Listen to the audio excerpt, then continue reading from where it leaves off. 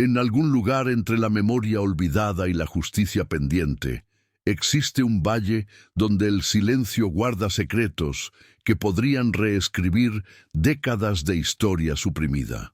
Camila Acevedo, de 35 años, ex profesora de historia convertida en madre desesperada, luchando contra deudas médicas imposibles. Sostiene en sus manos temblorosas un mapa manchado por el tiempo que muestra la ubicación exacta de un tesoro valorado en cientos de millones de reales, oro y obras de arte confiscadas de víctimas de persecución política durante la dictadura militar, nunca devueltas, deliberadamente escondidas. Pero lo más extraordinario no es el valor monetario del descubrimiento, es la revelación de que su abuelo, Mario Acevedo, a quien todos consideraban ermitaño excéntrico, viviendo en cabaña destartalada en valle remoto, había sido en realidad guardián secreto de la resistencia, protegiendo evidencia de crímenes históricos que poderosos habían intentado enterrar durante décadas. Ahora, mientras escucha vehículos acercándose por único camino hacia la cabaña en medio de noche sin luna, Camila comprende que descubrimiento que podría salvar financieramente a su familia también podría costarles la vida si no escapa en próximos minutos con única prueba irrefutable. Microfilmes escondidos en bolsillo de su chaqueta que documentan exactamente quién robó qué a quién y dónde está escondido hasta hoy. La historia de Camila no comenzó con descubrimiento dramático en valle aislado, sino 6 meses atrás. En consultorio médico estéril donde doctor, con expresión cuidadosamente neutral, explicaba que su hijo Lucas, de 12 años, necesitaría tratamiento extensivo y costoso para condición crónica que había sido diagnosticada erróneamente durante años. Leucemia linfoblástica aguda, palabras que sonaban como sentencia de muerte, aunque doctor rápidamente aseguró que con tratamiento apropiado, tasa de supervivencia era alta.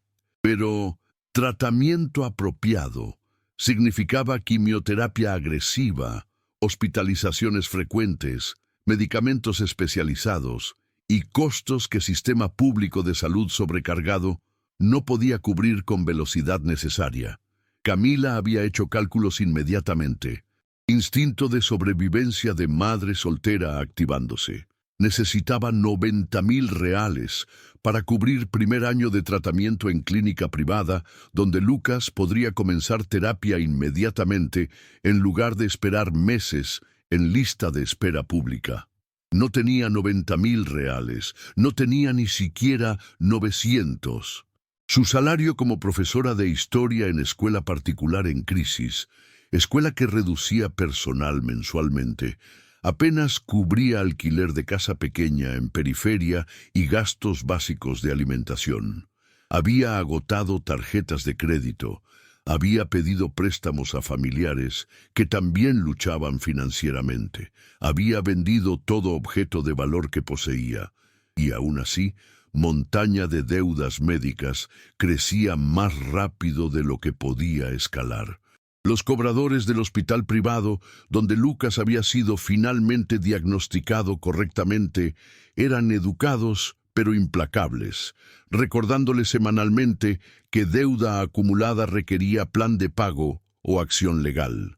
6 meses después de diagnóstico inicial, habían presentado demanda judicial, buscando embargo de su única propiedad significativa, casa modesta de 2 habitaciones que técnicamente era su nombre, pero que llevaba hipoteca que consumía 60% de su salario mensual. El abogado del hospital había ofrecido acuerdo generoso. Si firmaba casa voluntariamente, cancelarían deuda completa y ella podría mudarse a vivienda alquilada más asequible, liberando presión financiera. Sonaba razonable cuando se presentaba con lenguaje legal sofisticado, pero Camila sabía que significaba desarraigar a Lucas de único hogar estable que conocía, alejarlo de amigos y escuela durante periodo más vulnerable de su vida, todo mientras ella buscaba trabajo que probablemente pagaría menos porque tendría menos tiempo para dedicar dada necesidad de cuidar hijo enfermo. Era trampa perfecta, donde cada opción llevaba a deterioro progresivo de calidad de vida, y no había escapatoria visible dentro de lógica de sistema que convertía enfermedad en sentencia de empobrecimiento. Lucas, a pesar de enfermedad y tratamiento que lo dejaba frecuentemente exhausto y náuseas, mantenía optimismo que rompía corazón de Camila diariamente. «Mamá, voy a mejorar», decía con confianza que solo niños pueden mantener frente a evidencia contraria. «Y cuando mejore, voy a ayudarte a pagar todo. Voy a ser doctor como el doctor Silva y ayudar a otros niños gratis para que sus mamás no tengan que preocuparse». Era pureza de ese propósito, esa capacidad de hijo para imaginar futuro donde usaría sufrimiento presente como motivación para servir a otros. Lo que mantenía a Camila funcionando cuando cada parte de ella quería colapsar bajo peso de desesperación. No podía rendirse porque Lucas no se había rendido. No podía aceptar derrota porque enseñarle que problemas imposibles simplemente se aceptan en lugar de luchar contra ellos sería traición a valores que había intentado inculcar como educadora. Pero voluntad no pagaba facturas médicas y determinación no producía 90,000 reales de aire. Necesitaba milagro. Y había dejado de creer en milagros aproximadamente en tercer mes, después de diagnóstico, cuando se dio cuenta de que Universo no negociaba con desesperación humana. El milagro llegó en forma más improbable posible. Carta de notario público informándola que había heredado propiedad de abuelo materno que había fallecido 3 meses atrás a edad de 92 años. Camila apenas había conocido a Mario Acevedo. Había visitado su cabaña remota tal vez 3 veces en toda su infancia, recuerdos vagos de hombre silencioso rodeado de libros y mapas viejos, viviendo en aislamiento que familia interpretaba como excentricidad o posible enfermedad mental no tratada. Madre de Camila había cortado contacto con él cuando Camila era adolescente después de argumentos sobre responsabilidades familiares que nunca fue completamente explicado. Mario había vivido solo en lugar llamado Vale Secreto, nombre que sonaba romántico, pero que describía realidad brutal de valle aislado en montañas a 4 horas de ciudad más cercana, accesible solo por camino de tierra que se volvía intransitable durante estación lluviosa. La herencia consistía en cabaña de madera descrita en documentos legales como en estado de deterioro avanzado, valor estructural mínimo y terreno de 2 hectáreas clasificado como no apto para agricultura o desarrollo debido a pendiente extrema y falta de acceso a servicios. Evaluación fiscal estimaba valor total de propiedad en aproximadamente 12,000 reales. Cantidad que ni siquiera cubriría un mes de tratamiento de Lucas. Camila casi descartó herencia como irrelevante, otra carga burocrática en vida ya sobrecargada de obligaciones imposibles. Pero entonces, notario, mencionó detalle que encendió curiosidad profesional que nunca había podido suprimir completamente a pesar de abandonar carrera académica. Su abuelo dejó nota específica solicitando que usted personalmente visitara propiedad antes de tomar decisiones sobre disposición. Dijo que había archivos de importancia histórica que solo usted, como historiadora, podría apreciar apropiadamente. Era frase extraña, casi manipuladora en su apelación a identidad que Camila había sido forzada a abandonar cuando realidades de maternidad soltera y supervivencia económica hicieron carrera en educación histórica de lujo impracticable. Pero también era curiosa. ¿Qué archivos de importancia histórica tendría ermitaño viviendo en valle aislado? ¿Y por qué especificar que solo ella podría apreciarlos? Investigó costo de viaje a Vale Secreto, 800 reales para alquilar auto por fin de semana, gasolina y provisiones básicas para 2 días. Era cantidad absurda gastar cuando debía cada real, pero idea comenzó a formarse. Si visitaba propiedad, podría fotografiar documentación completa, tal vez encontrar algo vendible a coleccionistas de antigüedades locales, y en peor caso, al menos podría evaluar si terreno realmente valía nada o si evaluación fiscal había sido conservadora. La decisión de ir fue tomada en momento de debilidad o quizás fortaleza desesperada, cuando Lucas tuvo noche particularmente difícil de tratamiento, vomitando hasta que no quedó nada, excepto bilis, llorando no de dolor, sino de frustración, de que su cuerpo lo traicionara tan completamente. Camila lo sostuvo en baño pequeño a las 3 de madrugada, meciendo hijo que era demasiado grande para mecer, pero que necesitaba ser sostenido como cuando era bebé. Y tomó decisión. Usarían próximo fin de semana, cuando Lucas tenía descanso programado de quimioterapia para visitar cabaña del abuelo. Sería aventura, escape de rutina de hospital y angustia financiera. Oportunidad para que Lucas viera montañas y respirara aire que no olía a desinfectante médico. Y si encontraba algo de valor en archivos históricos de Mario, sería bonus. Si no, al menos habrían tenido 2 días juntos fuera de ciudad que los estaba ahogando lentamente. Explicó plan a Lucas con entusiasmo que no sentía completamente, presentándolo como expedición de investigación histórica donde él sería su asistente. Los ojos de Lucas se iluminaron con emoción que no había mostrado en semanas. ¿Como Indiana Jones?, preguntó con sonrisa que hizo que todo gasto absurdo valiera la pena instantáneamente. Exactamente como Indiana Jones, confirmó Camila, excepto que probablemente solo encontraremos libros viejos y polvo en lugar de tesoros. No tenía idea de cuán completamente equivocada estaba esa predicción.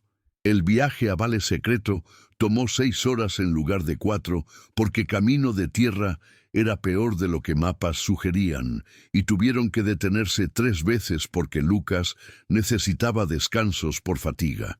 Llegaron al valle a media tarde, sol comenzando a descender detrás de montañas, creando sombras largas que hacían paisaje parecer simultáneamente hermoso y vagamente ominoso.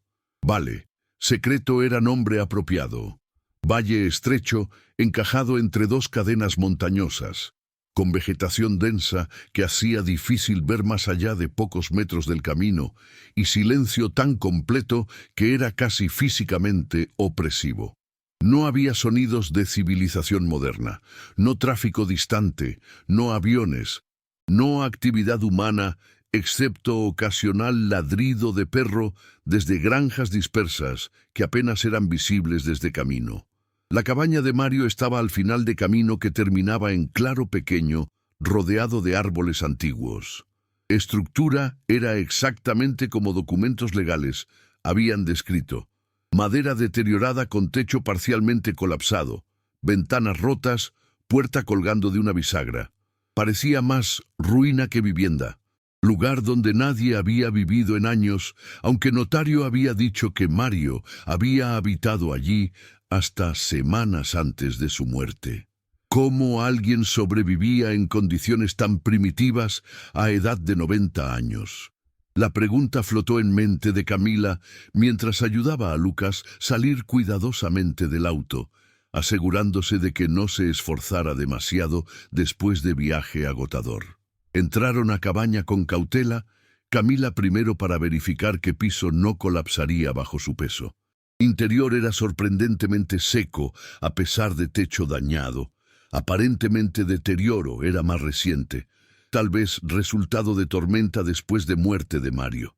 Había muebles básicos, catre con colchón que probablemente debería quemarse por razones sanitarias, mesa de madera maciza cubierta con papeles, estantes improvisados llenos de libros en estado variable de deterioro. Y en esquina, archivo metálico de 4 cajones que parecía completamente fuera de lugar en entorno tan rústico. Lucas, a pesar de fatiga, Comenzó a explorar con entusiasmo de niño en aventura, tocando libros cuidadosamente como ella le había enseñado a manejar materiales históricos. «Mamá, mira», llamó desde esquina opuesta. «Hay foto del bisabuelo». Camila se acercó y vio foto enmarcada colgando torcida en pared. Hombre joven de tal vez 30 años en uniforme militar. Pero no uniforme que reconocía de período de dictadura, era más antiguo, tal vez de Segunda Guerra Mundial. Al reverso de marco, escrito con caligrafía cuidadosa, Mario Acevedo, Batallón de Resistencia, 1968-1975. El período coincidía exactamente con años más brutales de dictadura militar brasileña. Su abuelo no había sido simplemente soldado, había sido parte de resistencia y, repentinamente, archivos de importancia histórica comenzaron a sonar mucho más literales de lo que había asumido. Esto no era colección de entusiasta de historia amateur. Potencialmente era documentación de actividades de resistencia real. Exactamente tipo de material que gobierno había suprimido sistemáticamente durante décadas. La noche cayó rápidamente en el valle. Oscuridad tan completa que Camila tuvo que usar linterna de su teléfono para iluminar interior de la cabaña mientras Lucas dormía exhausto en asiento trasero del auto. Ella había decidido que dormiría allí hasta que pudiera limpiar suficientemente la cabaña para hacerla mínimamente habitable. Mientras trabajaba barriendo décadas de polvo y organizando papeles que cubrían cada superficie disponible, comenzó a notar patrones en desorden aparente de posesiones de Mario. Los libros no eran colección aleatoria de lector ecléctico. Eran específicamente sobre historia política de Brasil durante periodo de 1964 a 1985, años exactos de dictadura militar. Muchos tenían anotaciones marginales en letra pequeña y precisa de Mario, subrayando pasajes sobre supresión de disidencia, confiscación de propiedades de enemigos del Estado y, particularmente, referencias a bienes nunca recuperados que habían sido tomados de prisioneros políticos y sus familias. Era documentación sistemática de crímenes históricos, recopilada con metodología que sugería no curiosidad casual, sino propósito deliberado. ¿Había sido Mario simplemente obsesionado con injusticias pasadas? ¿O había estado documentando algo más específico, algo personal? El archivo metálico de 4 cajones llamaba su atención con presencia incongruente. Era demasiado moderno, demasiado bien mantenido comparado con resto de muebles deteriorados. Camila lo abrió cuidadosamente, esperando encontrar más libros o papeles.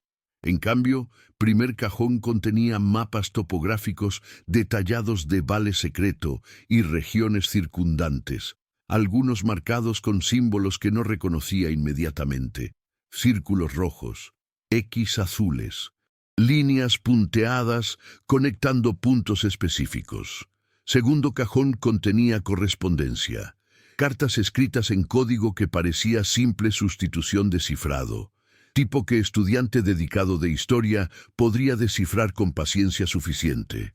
Tercer cajón contenía fotografías, docenas de fotos en blanco y negro mostrando grupos de personas, algunas en reuniones que parecían clandestinas basándose en ubicaciones, sótanos, graneros, claros forestales.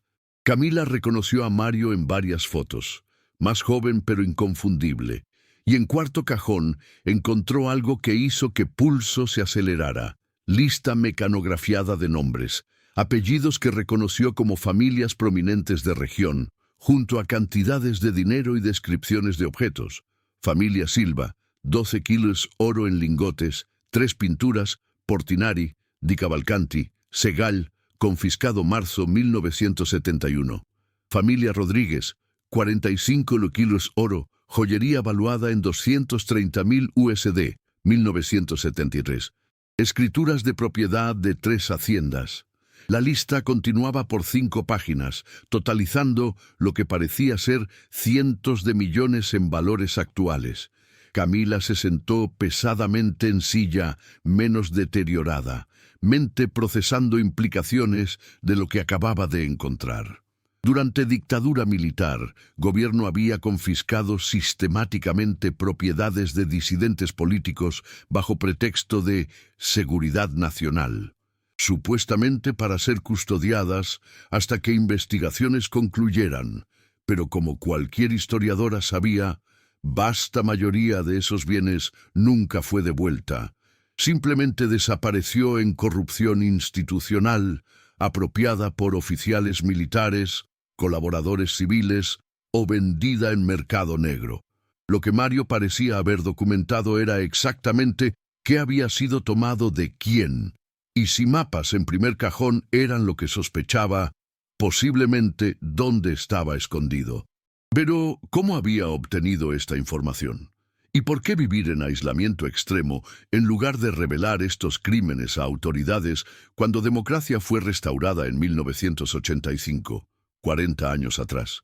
Las preguntas se multiplicaban, pero antes de que pudiera formular teoría coherente, escuchó sonido que hizo que sangre se helara, vehículo acercándose por camino de tierra, motor acelerando con urgencia que no era consistente con visita casual. Eran casi las 10 de noche. Nadie venía a Valle aislado a esta hora, sin propósito específico y probablemente problemático. Camila apagó linterna inmediatamente, moviéndose hacia ventana rota para observar sin ser vista. Era camioneta pick-up grande, modelo caro inconsistente con vehículos agrícolas utilitarios que había visto durante viaje al valle. Se detuvo a unos 20 metros de cabaña, faros iluminando estructura con intensidad casi agresiva. Dos hombres descendieron, uno mayor de aproximadamente 60 años, con postura militar inconfundible, incluso en ropa civil.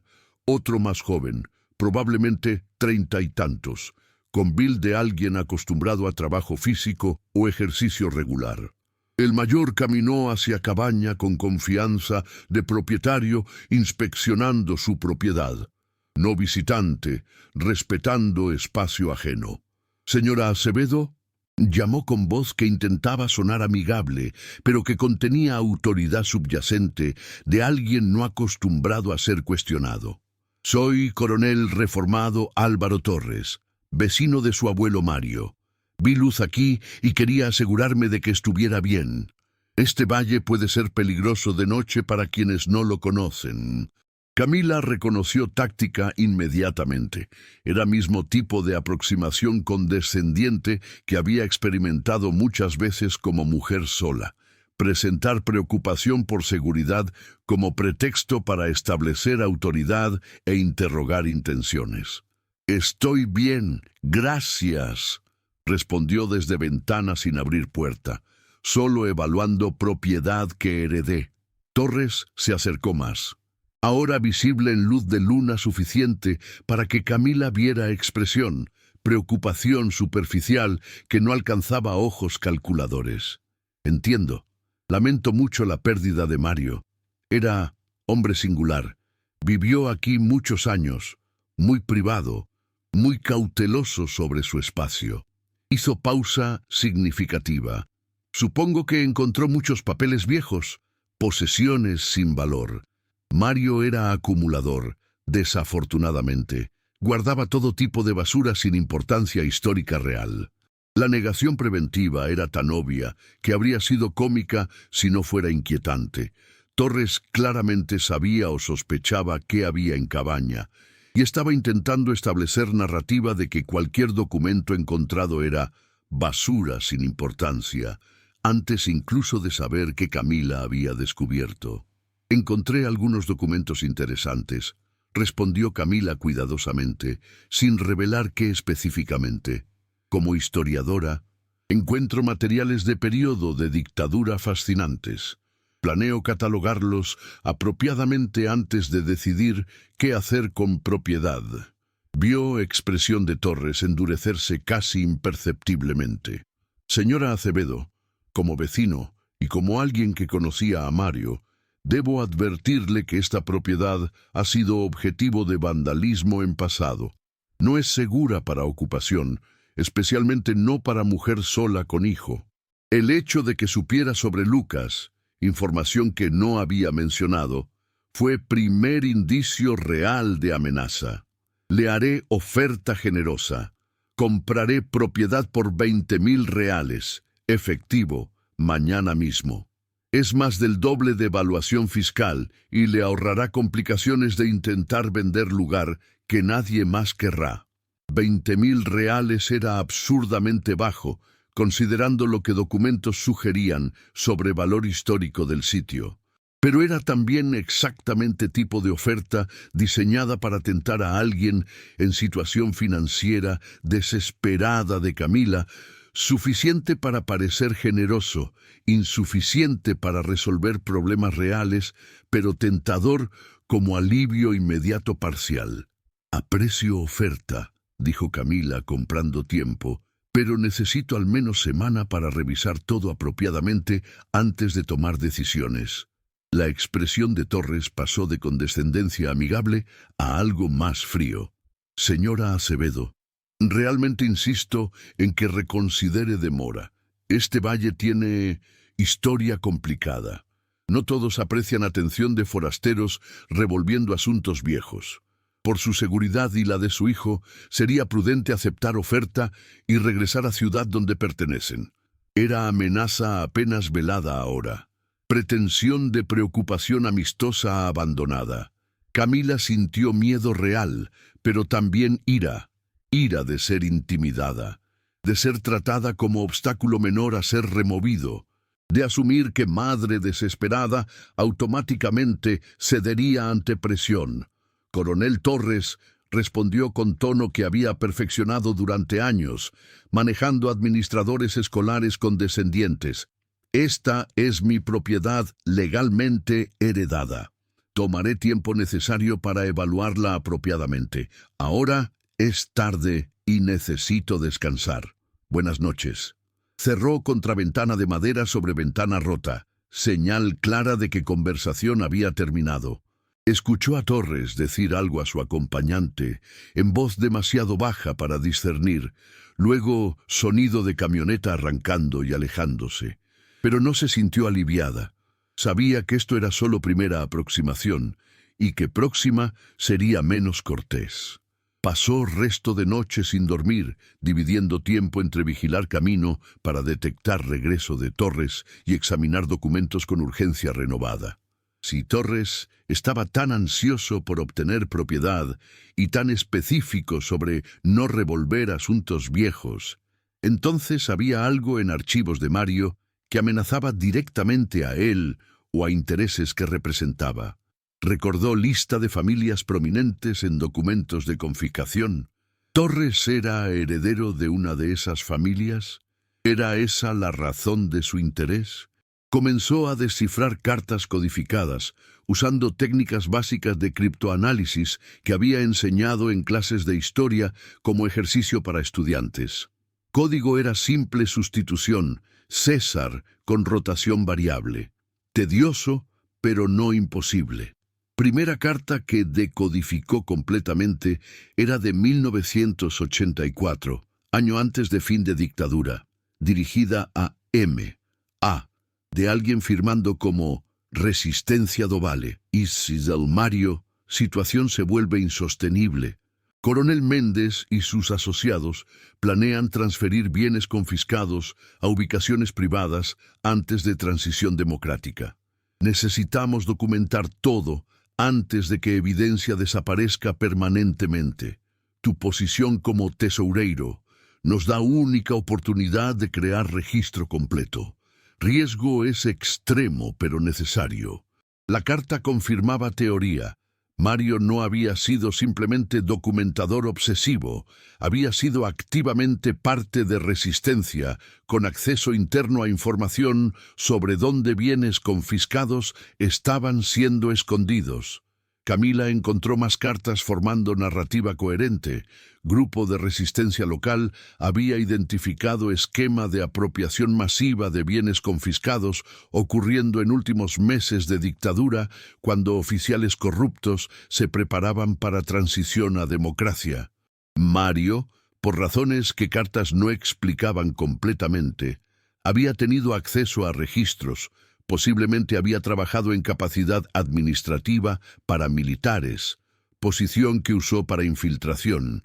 Había copiado documentos, fotografiado registros, mapeado ubicaciones de depósitos secretos donde oro, arte y otros objetos de valor estaban siendo almacenados antes de distribución entre colaboradores. Pero entonces algo había salido mal. Carta final en secuencia. Sin fecha, pero claramente urgente por letra apresurada. Decía: Mario, miembros del grupo han sido comprometidos. Méndez sabe que alguien está copiando registros. Debes irte inmediatamente. Lleva todo a ubicación segura que discutimos. No confíes en nadie. Corrupción va más arriba de lo que pensábamos. Preserva evidencia para cuando democracia verdadera sea posible. Lo que guardas es más que riqueza. Es justicia para víctimas que nunca serán compensadas si esto desaparece. Y aparentemente Mario había hecho exactamente eso. Había desaparecido a Vale Secreto, a Cabaña, que probablemente había preparado como escondite de emergencia, viviendo en aislamiento durante 40 años, protegiendo archivos que documentaban uno de mayores robos institucionalizados en historia de país. Al amanecer, Camila había descifrado suficientes documentos para comprender alcance completo de lo que Mario había protegido. No era solo lista de bienes confiscados. Eran coordenadas específicas de al menos 3 depósitos secretos en montañas circundantes donde oro y arte estaban escondidos, junto a documentación de cadena de custodia, mostrando exactamente qué oficiales militares habían autorizado transferencias, qué familias civiles habían colaborado en esquema y, lo más dañino, evidencia de que algunos de esos colaboradores o sus herederos directos seguían siendo figuras poderosas en región, incluyendo nombre que hizo que todo encajara: Coronel Álvaro Torres, entonces teniente, facilitador principal de transferencia de bienes a ubicaciones privadas, compensación estimada en 15% de valor total. Torres no era simplemente vecino preocupado.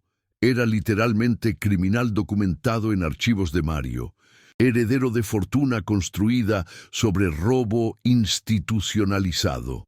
Y ahora sabía que Camila había heredado evidencia que podría destruir legado de su familia, revelar crímenes que pensaba habían sido enterrados exitosamente con muerte de víctimas y envejecimiento de testigos.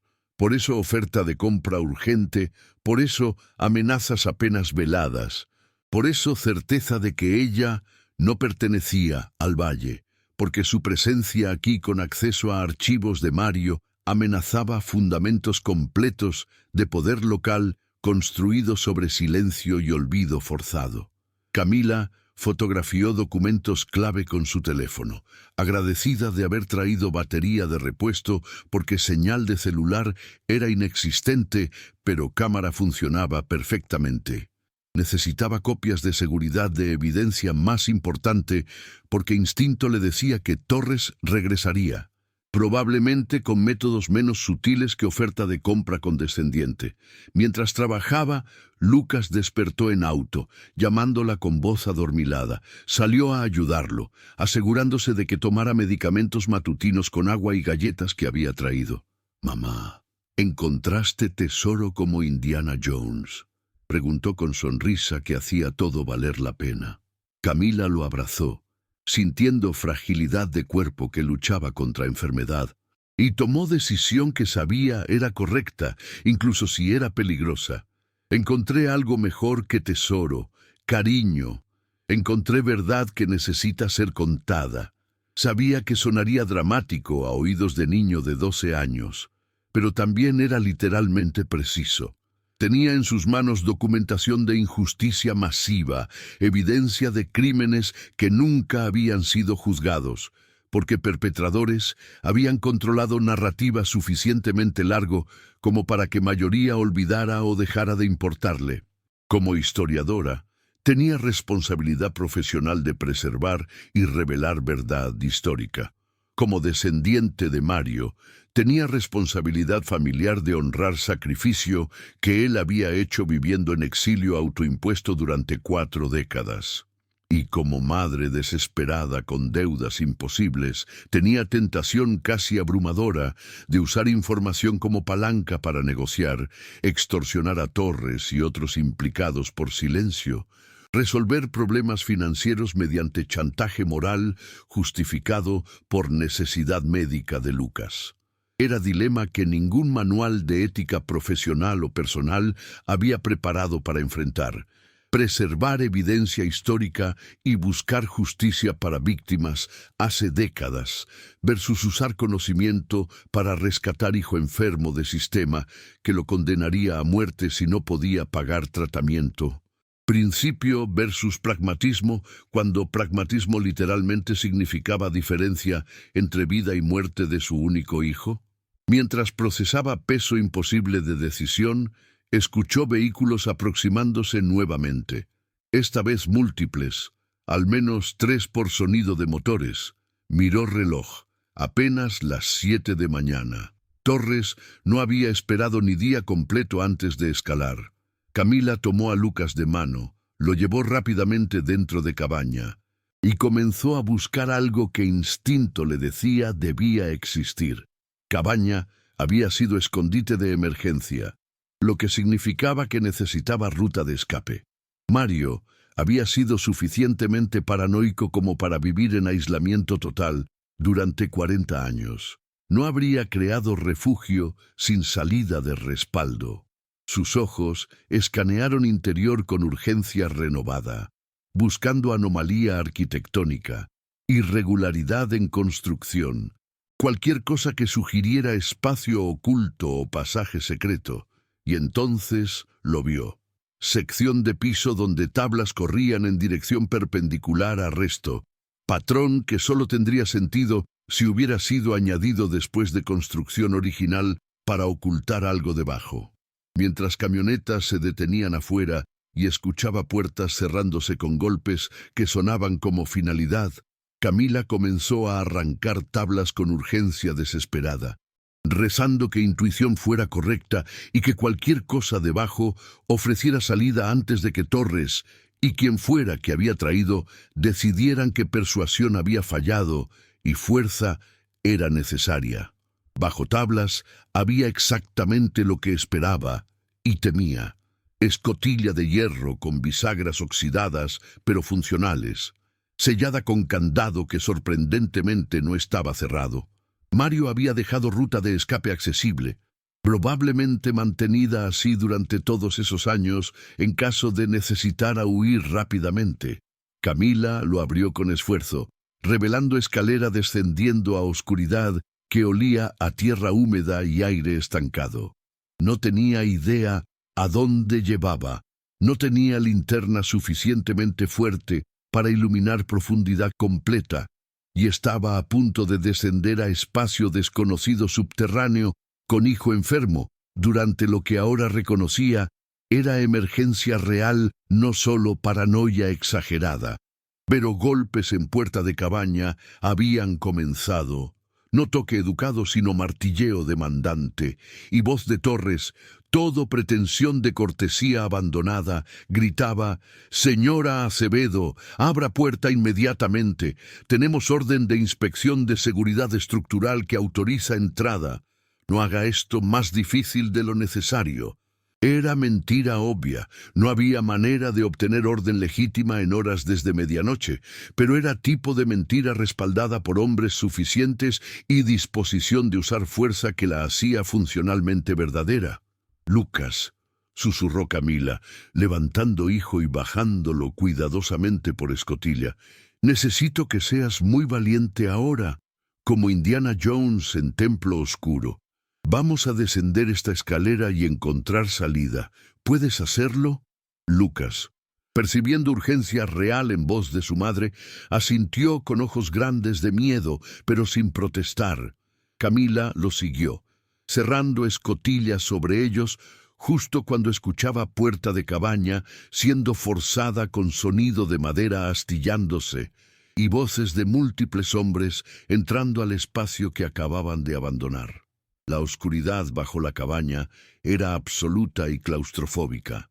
Aire denso con olor a tierra húmeda y algo más, metal oxidado y papel viejo. Olores que Camila asociaba con archivos históricos preservados en condiciones subóptimas. Usó luz de su teléfono con batería ahora al 30% para iluminar espacio, revelando no simple sótano, sino túnel excavado con soporte de madera, lo suficientemente alto para caminar encorvado, extendiéndose en dirección que presumiblemente alejaba de cabaña hacia montaña. Era construcción impresionante para hombre solo. Mario debía haber pasado años excavando esto, probablemente durante primeros años en Valle, cuando todavía tenía fuerza física y paranoia estaba en pico después de huir de persecución. Lucas se aferró a mano de Camila con fuerza que habría dolido si no fuera señal tranquilizadora de que estaba físicamente bien, a pesar de miedo obvio.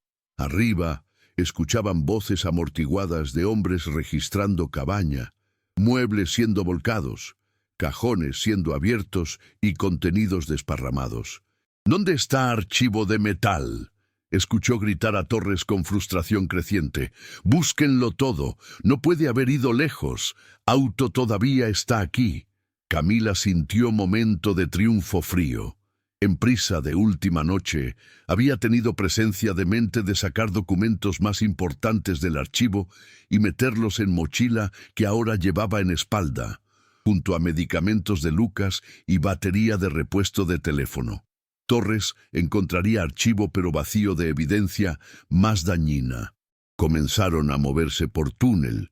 Progreso lento, porque Lucas se cansaba rápidamente y Camila tenía que conservar batería de teléfono apagando luz cada pocos metros para verificar dirección antes de continuar en oscuridad casi total. El túnel descendía gradualmente, lo que tenía sentido si Mario había intentado evitar detección desde superficie. Excavación profunda sería invisible a búsqueda casual. Después de aproximadamente 20 minutos de progreso doloroso, llegaron a cámara más amplia, donde túnel se bifurcaba en 3 direcciones. En pared central había placa de metal con grabado simple, flecha apuntando a túnel izquierdo etiquetado, salida norte, 800 metros, túnel central, depósito principal, túnel derecho, salida este, 1.2 kilómetros. Camila procesó opciones rápidamente. Salidas eran rutas de escape, probablemente emergiendo en puntos remotos de montaña, lejos de cabaña. Depósito principal era presumiblemente uno de ubicaciones que mapas de Mario documentaban, lugar donde bienes confiscados estaban realmente escondidos. Su mente práctica decía tomar salida más cercana inmediatamente, llegar a seguridad, contactar autoridades desde ciudad. Pero parte de ella, parte que había dedicado vida a enseñar historia, que entendía que evidencia física era mucho más convincente que documentos que podían ser descartados como falsificaciones. Sabía que si huía sin ver depósito con propios ojos, perdería oportunidad única de validar archivos de Mario con prueba tangible e innegable. Lucas la miraba con confianza absoluta, que solo niños dan a padres. Confianza de que cualquier decisión que tomara sería correcta porque mamá siempre sabía qué hacer, excepto que Camila no sabía. Cada opción era apuesta con riesgos calculables. Huir ahora era seguro, pero dejaba evidencia incompleta. Investigar depósito ofrecía validación, pero arriesgaba ser atrapados si Torres descubría túneles y los seguía. Y luego estaba tercer factor que pulsaba en fondo de cada pensamiento: valor monetario de lo que fuera que estuviera en depósito principal.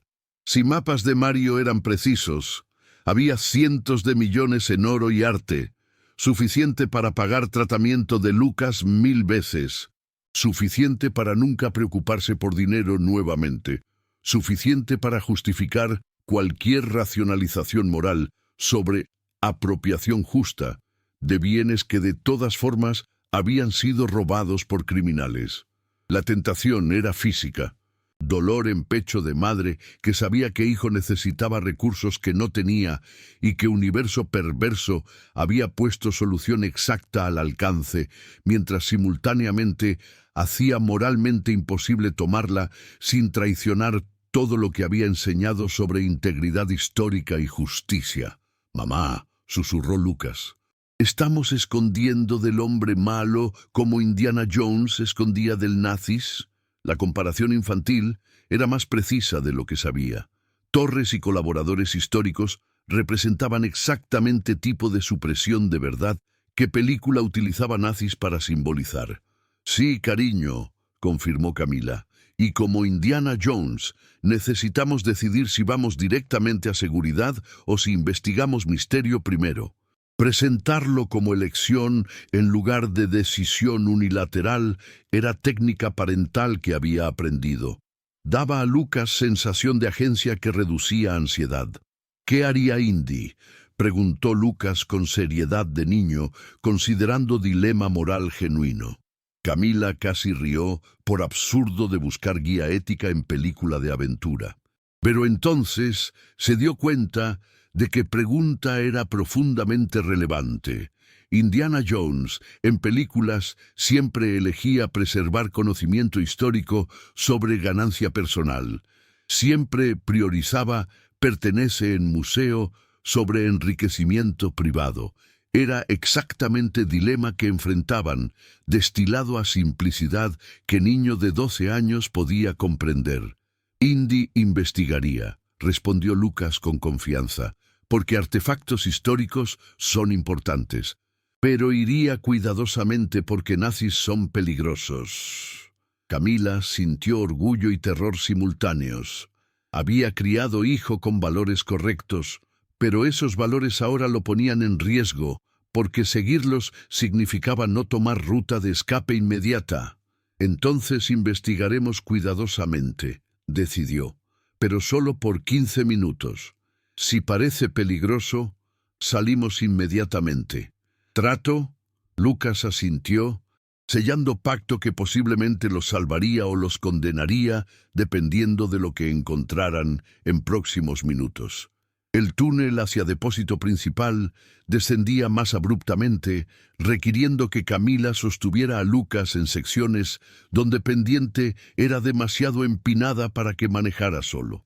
Aire se volvía más frío a medida que profundizaban, y después de aproximadamente 100 metros, túnel terminaba en puerta de acero, construcción moderna, completamente incongruente con túneles excavados a mano.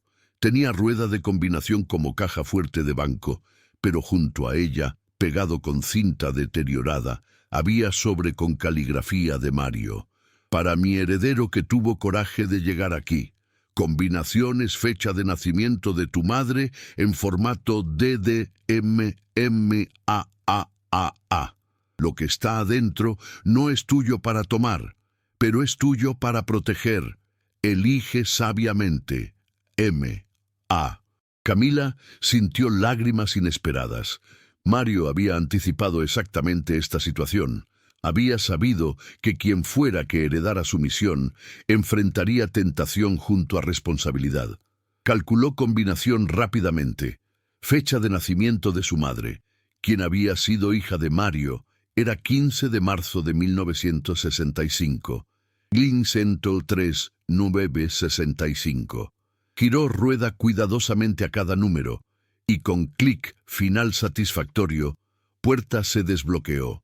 Dentro había cámara del tamaño de garaje pequeño, paredes de roca natural reforzadas con concreto, y contenido que hizo que respiración se detuviera completamente.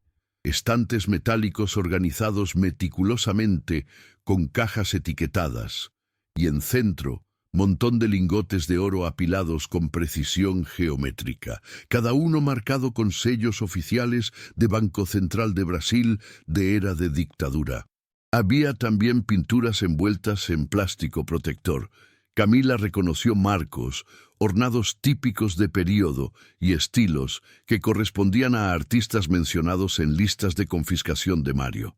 No era coleccionista amateur, eran obras de maestros brasileños, Portinari, Di Cavalcanti, Tarsila do Amaral, cuyo valor individual alcanzaba millones de reales en mercado de arte contemporáneo. Joyería en cajas de terciopelo, documentos de propiedad en sobresellados, incluso efectivo de era de dictadura, que ahora era curiosidad numismática, pero que representaba fortunas confiscadas de víctimas. Era validación completa de archivos de Mario.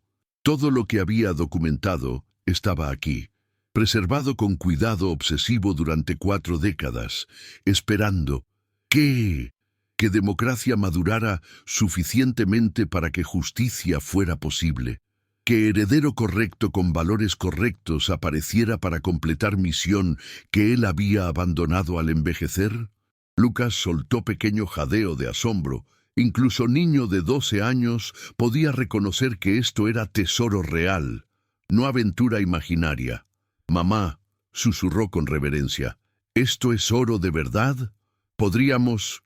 No terminó pregunta, pero Camila sabía qué estaba pensando. ¿Podría esto pagar su tratamiento? ¿Podría esto hacer que dejara de estar enfermo y que mamá dejara de preocuparse todo el tiempo? Era pregunta inocente de niño que no comprendía complejidades de propiedad legal y restitución histórica, pero era también pregunta que corazón de Camila gritaba con desesperación apenas contenida.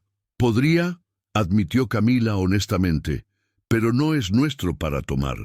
Esto fue robado de familias que sufrieron durante dictadura. Algunas murieron sin saber qué pasó con sus posesiones. Sus hijos y nietos merecen recuperar esto». Lucas procesó explicación con seriedad que rompía corazón de Camila.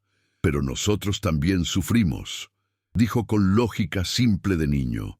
«Estoy enfermo y no podemos pagar. ¿No merecemos ayuda también?». Era argumento que Camila misma había formulado en noches sin dormir cuando desesperación superaba principios. ¿Por qué ella debía priorizar justicia para desconocidos muertos sobre supervivencia de hijo vivo? ¿Qué tipo de moralidad demandaba autosacrificio cuando consecuencia era potencialmente muerte de niño? Pero también sabía respuesta que tendría que dar, no solo porque era correcta éticamente, sino porque era única que podía articular mirando a Lucas a ojos sin vergüenza. Merecemos ayuda, sí, pero no merecemos ayuda tomada de otros que también sufrieron injusticia. Si tomamos esto, nos convertimos en exactamente tipo de personas que lo robaron originalmente, personas que justificaron robo mediante necesidad o conveniencia. No.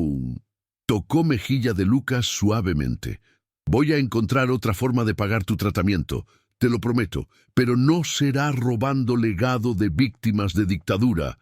Eso sería traicionar todo lo que abuelo Mario protegió durante toda su vida». Mientras hablaba, escuchó sonido que hizo que terror regresara con fuerza renovada. Voces en túneles. Eco distorsionado pero inconfundible de hombres aproximándose.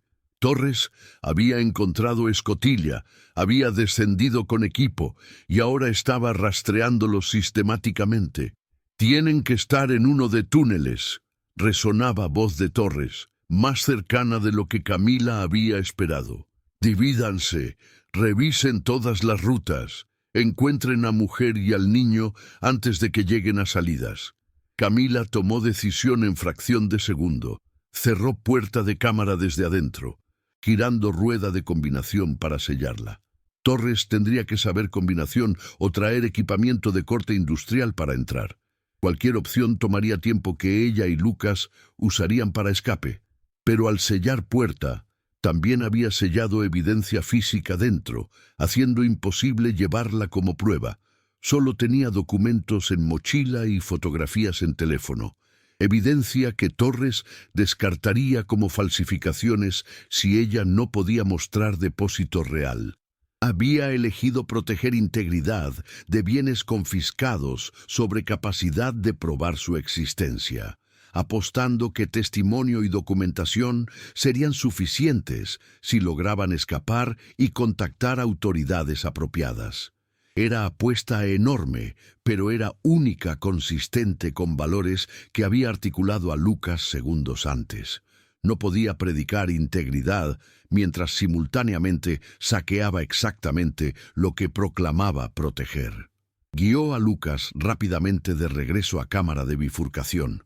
Eligiendo túnel de salida norte que mapas habían indicado era más corto. Podía escuchar voces de perseguidores detrás. Distancia difícil de calcular en acústica extraña de túneles subterráneos, pero suficientemente cercanas para saber que ventaja era minutos, no horas. Corrían cuando podían. Lucas, jadeando con esfuerzo que Camila sabía, era peligroso para niño en tratamiento de quimioterapia, pero que era preferible a ser atrapados por hombres dispuestos a forjar accidente para eliminar testigos molestos. El túnel de salida ascendía gradualmente, lo cual era buena señal. Significaba acercándose a superficie, pero también hacía progreso más lento porque Lucas necesitaba descansos frecuentes. Durante uno de esos descansos, mientras Camila escuchaba sonidos de persecución acercándose inexorablemente, Lucas preguntó algo que reveló comprensión más profunda de situación de lo que había dado crédito. «Mamá, si hubiéramos tomado oro, ¿habrías podido dormir de noche?» La pregunta era devastadoramente perceptiva. Lucas había notado insomnio crónico de Camila. Había escuchado probablemente sus sollozos silenciosos en madrugada cuando pensaba que dormía. Había percibido peso de decisiones imposibles que llevaba. «No», admitió Camila, «no habría podido. Y eventualmente ese insomnio me habría convertido en persona diferente, persona que no reconocerías como tu mamá. Algunas cosas cuestan más que dinero, cuestan quién eres».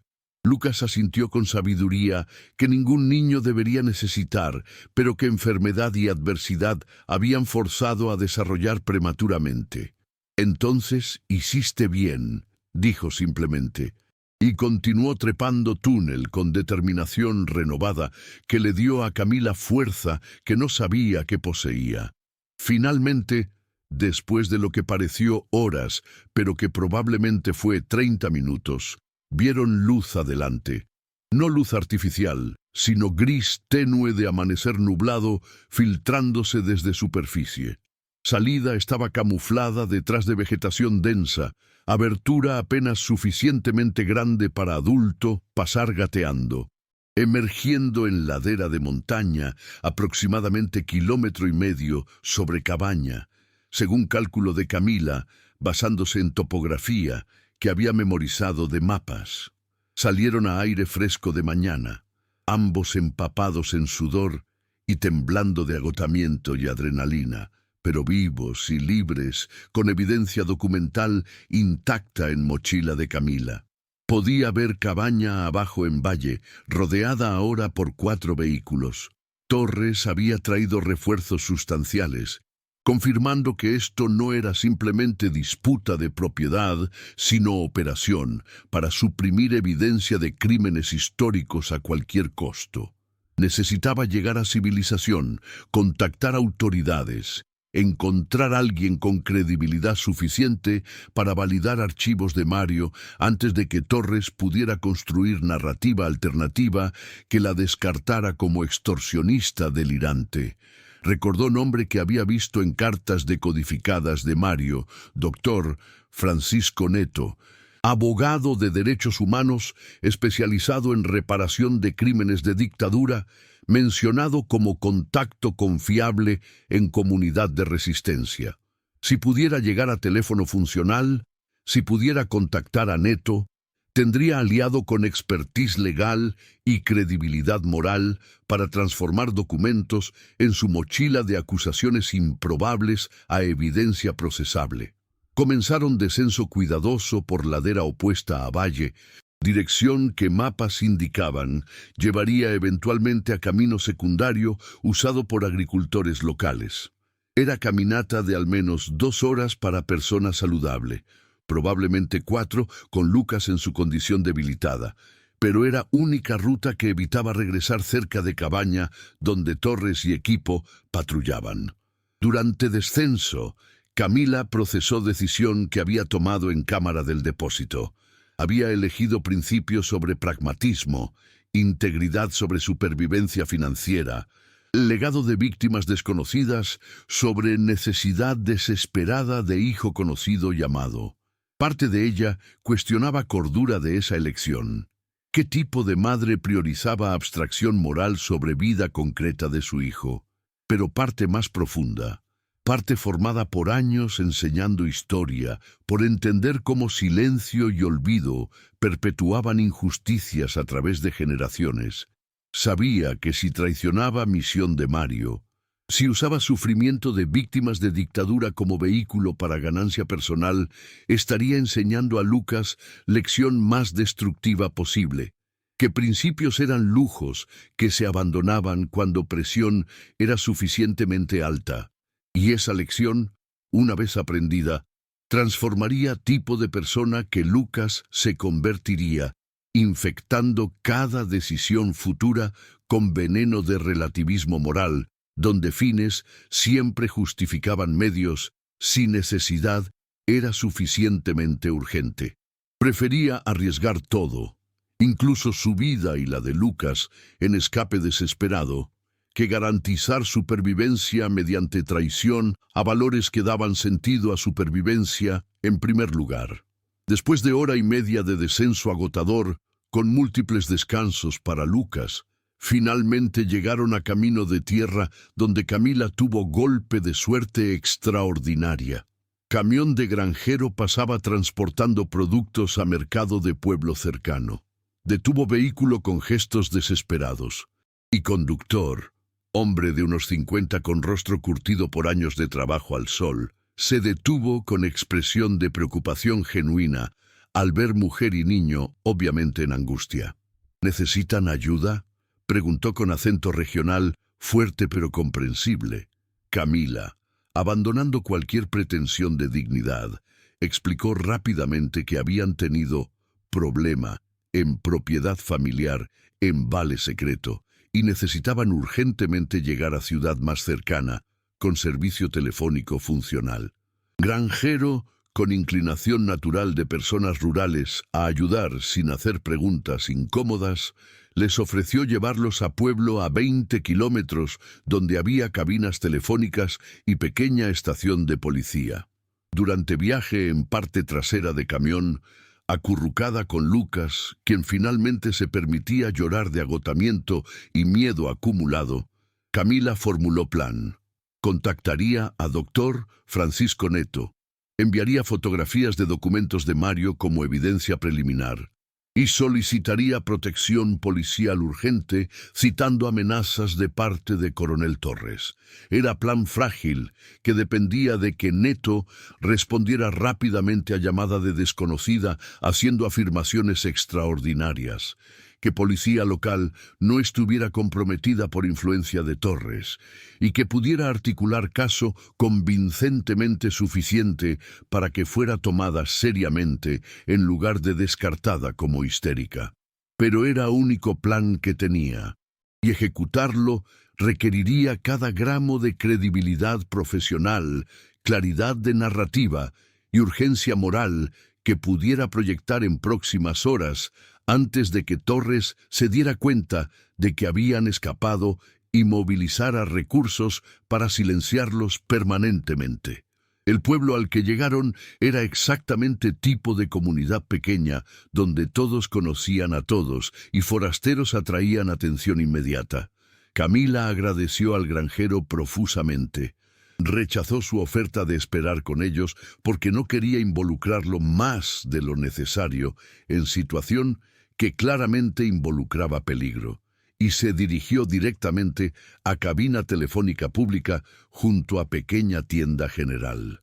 Su teléfono celular, Finalmente tenía señal débil pero funcional y buscó rápidamente número de oficina de doctor Francisco Neto, abogado prominente de derechos humanos cuya información de contacto aparecía en múltiples sitios web de organizaciones de memoria y verdad.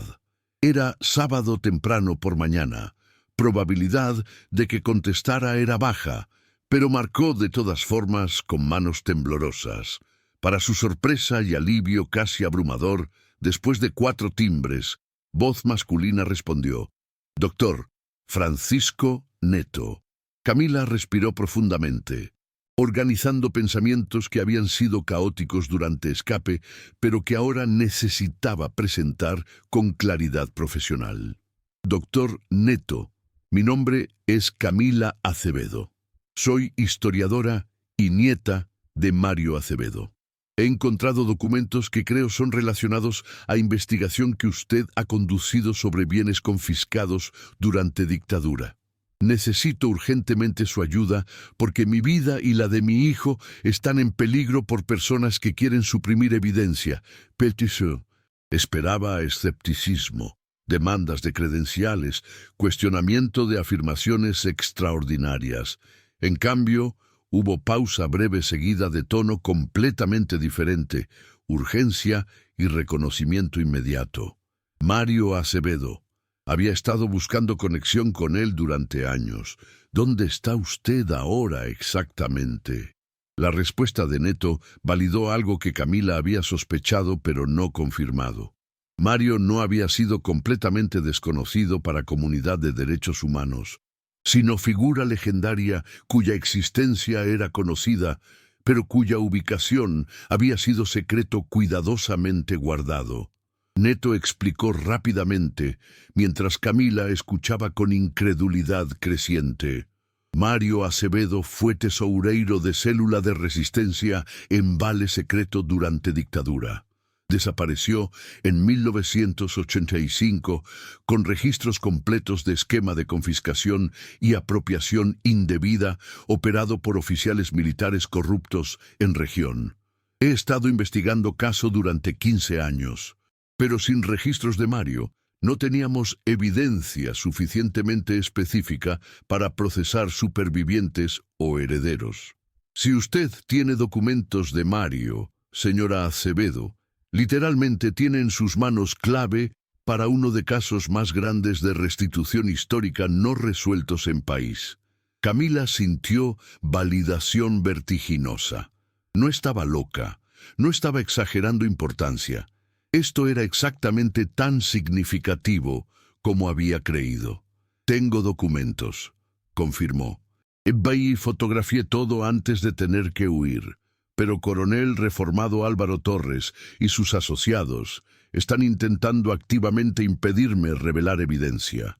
Amenazaron explícitamente a mi hijo y a mí, forzaron entrada a propiedad de mi abuelo, y tuvimos que escapar por túneles subterráneos para evitar ser atrapados. Enviaba fotografías de documentos mientras hablaba, usando conexión de datos móviles que funcionaba intermitentemente, pero suficientemente para transmitir imágenes clave. Neto recibía archivos en tiempo real, y Camila escuchaba su respiración acelerarse mientras examinaba evidencia. «Dios mío», murmuró, esto es todo. Mapas de depósitos, cadena de custodia documentada, nombres de colaboradores civiles. Torres está listado aquí múltiples veces. Señora Acevedo, lo que tiene es suficiente no solo para recuperar bienes confiscados, sino para lanzar procesamientos criminales contra herederos que conscientemente beneficiaron de apropiación indebida documentada. Hubo pausa mientras procesaba implicaciones. Pero también significa que está en peligro real. Torres tiene demasiado que perder. Reputación familiar, fortuna construida sobre bienes robados, potencialmente libertad si participación de su padre en crímenes se prueba. Hombres con tanto en juego son capaces de acciones extremas, instruyó a Camila específicamente. Necesito que vaya inmediatamente a estación de policía más cercana. Solicite protección citando amenazas documentadas y no hable con nadie más hasta que yo llegue con equipo legal y protección federal. Estoy en Capital. Puedo estar allí en 4 horas con Policía Federal si movilizo contactos ahora. ¿Puede mantenerse segura durante 4 horas? Camila miró a Lucas sentado en banca fuera de cabina, agotado pero alerta, y respondió con más confianza de la que sentía. Puedo intentarlo. Hay estación de policía pequeña aquí en Pueblo. Iré allí ahora. Neto le dio número directo de celular y colgó inmediatamente para comenzar movilización de recursos legales y policiales.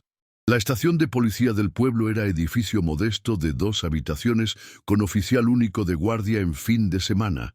Sargento de aproximadamente 40 años, con expresión de aburrimiento de alguien acostumbrado a lidiar con disputas menores de vecinos sobre ganado o límites de propiedad. Expresión cambió a preocupación cuando Camila entró con Lucas, ambos obviamente exhaustos y sucios de horas en túneles subterráneos, y comenzó a explicar situación. Sargento, necesito reportar amenazas y acoso de coronel reformado Álvaro Torres relacionado a herencia de propiedad en vale secreto. Él y asociados forzaron entrada a cabaña de mi abuelo esta mañana, después de amenazarme anoche. Tuve que huir con mi hijo por ruta de emergencia subterránea. Tengo evidencia fotográfica de documentos históricos que él quiere suprimir. Sargento escuchó con expresión que transicionaba de escéptico a alarmado cuando nombre de Torres fue mencionado. Señora, Coronel Torres es figura muy respetada en región. Es serio acusarlo de crímenes sin evidencia sustancial, pero tono era cauteloso más que hostil. Claramente Sargento reconocía nombre y poder asociado, pero no estaba necesariamente aliado. Camila mostró fotografías de documentos en su teléfono, explicando conexión con crímenes históricos de dictadura. Sargento examinó imágenes con atención creciente, y algo en expresión cambió cuando vio nombres específicos y detalles que resonaban con conocimiento local que tenía, pero que probablemente nunca había articulado completamente. Mi padre, dijo Sargento lentamente, eligiendo palabras con cuidado, trabajó en Hacienda de Familia Torres durante dictadura. Nunca hablaba sobre lo que vio, pero recuerdo que cuando Torres padre murió en años 90, mi padre dijo algo extraño: hombre que construye fortuna sobre lágrimas de otros nunca descansa pacíficamente, incluso en muerte. Miró a Camila directamente. No sé exactamente qué contienen sus documentos, pero sé que hay historias en región que nadie habla abiertamente, familias que desaparecieron durante dictadura, propiedades que cambiaron de manos misteriosamente, riqueza que apareció súbitamente en manos de colaboradores después de transición a democracia. Si lo que tiene evidencia esas historias, entonces entiendo por qué Torres estaría motivado a suprimirla.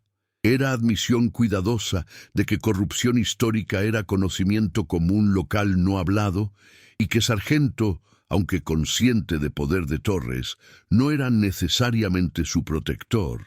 Puedo mantenerla aquí bajo protección hasta que lleguen autoridades superiores, ofreció. Pero debo advertirle que esta es estación pequeña con recursos limitados. Si Torres decide venir aquí con números, no tengo fuerza para resistir confrontación prolongada. Era honestidad que Camila apreciaba. Sargento estaba dispuesto a hacer trabajo dentro de limitaciones, pero era realista sobre qué esas limitaciones significaban en práctica. Camila y Lucas habían estado en estación aproximadamente 45 minutos. Lucas durmiendo finalmente en silla de oficina, mientras Camila daba declaración formal a Sargento, documentando amenazas e intrusión, cuando escucharon vehículos acercándose, múltiples, por sonido de motores. Sargento miró por ventana y expresión se puso tensa. Es convoy de Torres, 3 vehículos, al menos 8 hombres que puedo ver. Se volvió hacia Camila con decisión. Quédese en habitación trasera con su hijo. Cerraré puerta.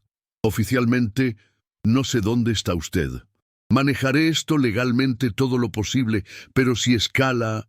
Dejó implicación sin terminar. Camila llevó a Lucas rápidamente a habitación trasera, pequeña celda que servía como detención temporal. Irónicamente, ahora su refugio.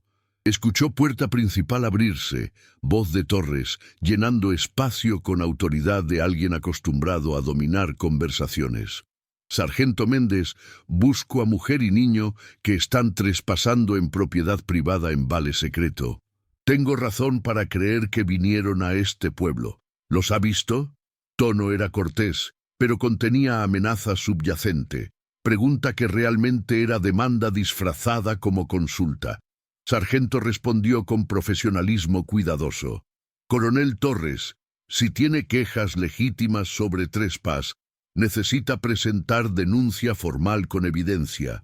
No puedo ayudar en búsquedas sin documentación apropiada. Torres rió sin humor.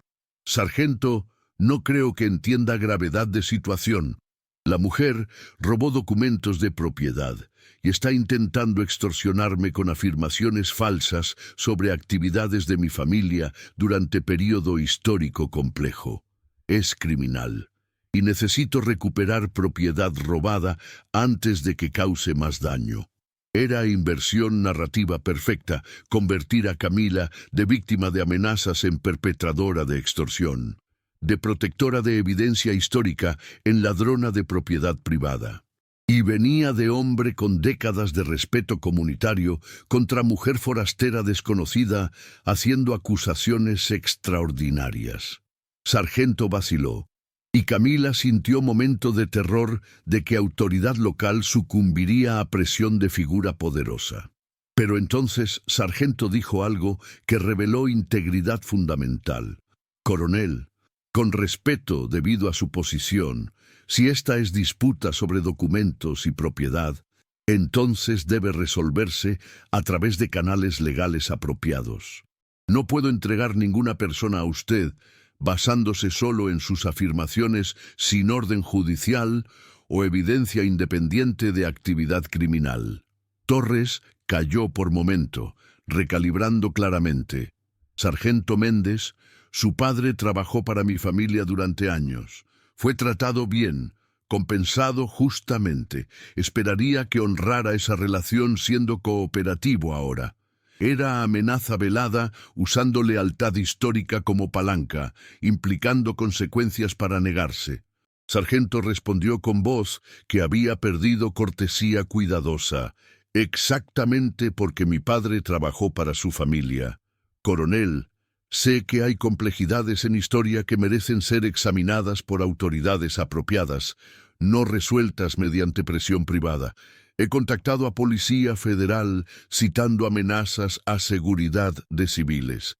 Llegarán en aproximadamente 3 horas.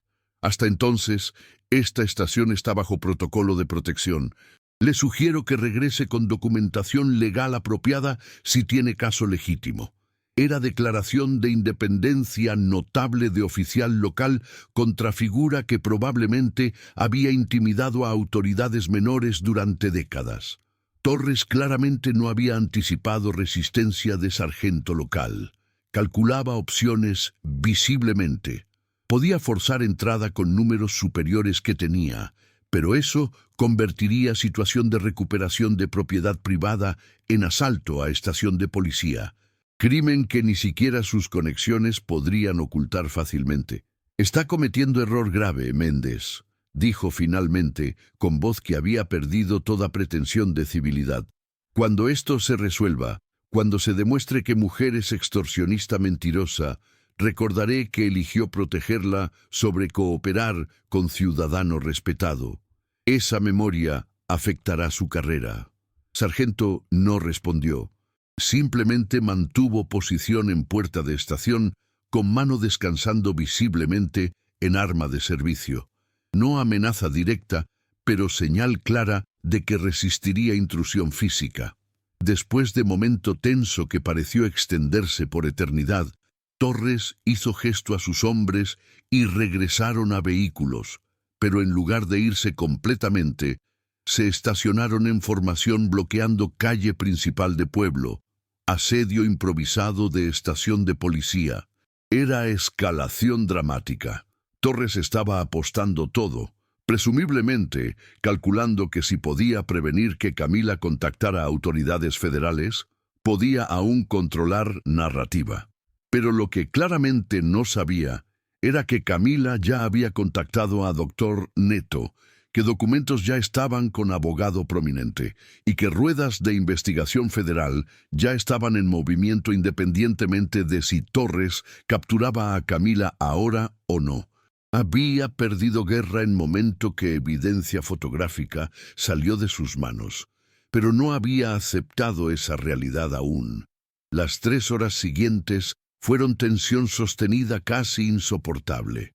Lucas despertó confundido y asustado por situación, y Camila tuvo que explicar con calma que mantenían solo hasta que ayuda llegara, presentándolo como esperar rescate en película de aventura, aunque en realidad era mucho menos cinematográfica y mucho más terriblemente real. Sargento Méndez permaneció vigilante, rechazando múltiples intentos de Torres de negociar, monitoreando situación desde ventana y comunicándose periódicamente con superiores por teléfono. Aproximadamente a hora 2:30, otro vehículo apareció en calle, pero este no era parte de convoy de Torres. Era sedán civil con 2 hombres de trajes formales descendiendo con expresión de quien había conducido rápido y con propósito. Camila reconoció uno de fotos en sitios web de derechos humanos. Dr. Francisco Neto, abogado de aproximadamente 50 años con reputación nacional, como uno de litigantes más efectivos en casos de reparación histórica. Él y acompañante, quien se identificó como agente Sousa de Policía Federal, caminaron directamente hacia estación, ignorando hombres de Torres completamente, autoridad federal, superando intimidación local. Neto entró a estación. Vio a Camila y extendió mano con sonrisa que irradiaba alivio y urgencia combinados. Señora Acevedo, documentos que envió son extraordinarios. He iniciado proceso legal formal para protección de sitio histórico, recuperación de bienes confiscados y investigación de apropiación indebida por parte de herederos Torres. ¿Está segura ahora? Agente Sousa añadió. Coronel Torres está siendo citado para interrogatorio formal sobre amenazas y obstrucción de justicia. Su asedio de estación termina ahora. Torres, confrontando a autoridad federal que no podía intimidar tan fácilmente como oficial local, intentó una última estrategia, presentarse como víctima de malentendido. Agente Sousa, hay confusión seria aquí. Esta mujer ha malinterpretado documentos históricos y está haciendo acusaciones infundadas sobre mi familia. Estoy dispuesto a cooperar completamente con investigación, pero insisto en que mi reputación sea protegida contra difamación. Era performance calculada de ciudadano cooperativo erróneamente acusado, pero Neto cortó narrativa inmediatamente.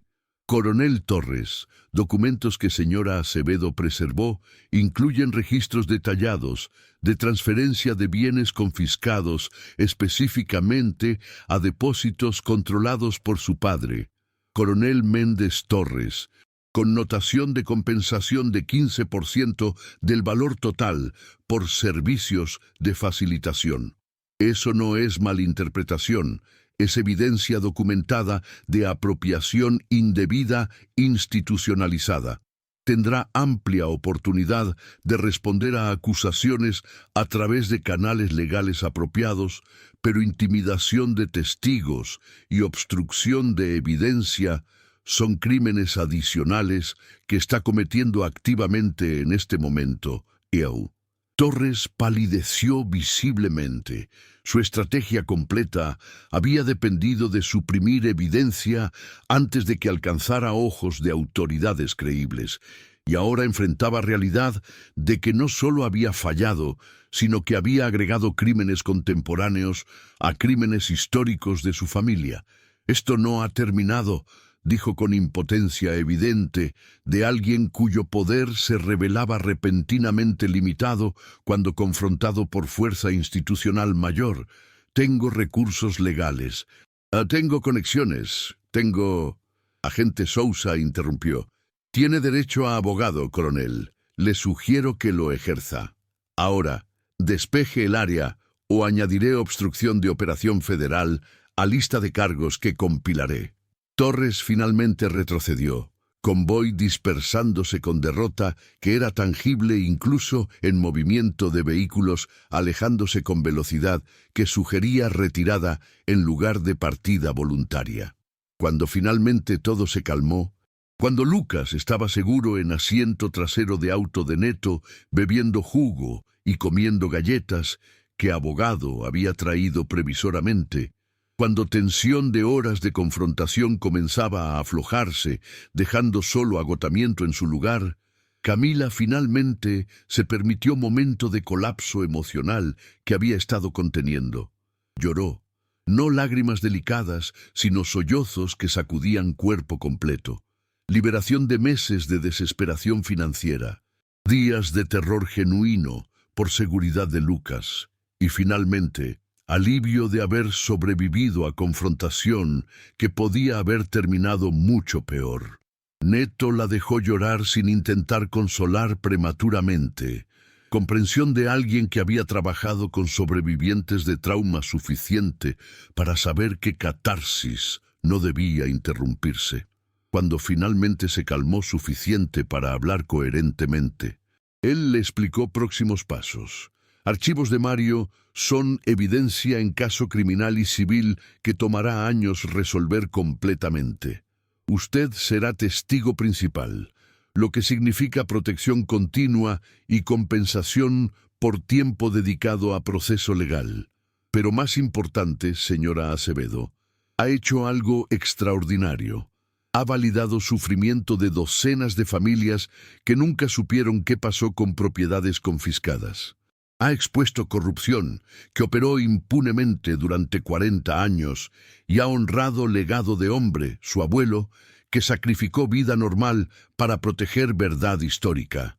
Eso es heroísmo real, no tipo dramatizado en películas, sino tipo mundano y crucial que requiere elegir lo correcto cuando sería más fácil elegir lo conveniente.